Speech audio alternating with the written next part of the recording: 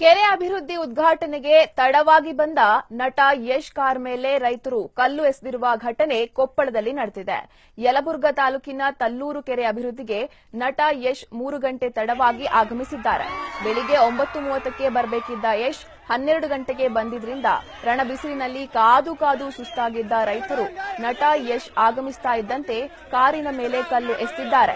ಇನ್ನು ವೇದಿಕೆ ಮೇಲೆ ಕುಳಿತಿದ್ದ ಯಶ್ ದಂಪತಿಗೆ ಅಭಿಮಾನಿಯೋರ್ವ ಚಪ್ಪಲಿಗಳನ್ನ ಕೈಯಿಂದ ಎತ್ತಿಕೊಟ್ಟಿದ್ದು ದುರಹಂಕಾರಕ್ಕೆ ಸಾಕ್ಷಿಯಾಗಿತ್ತು.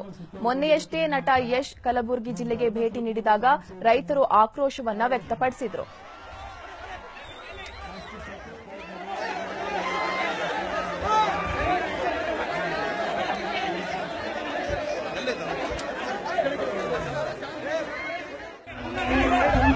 ಎದಕ್ಕೆ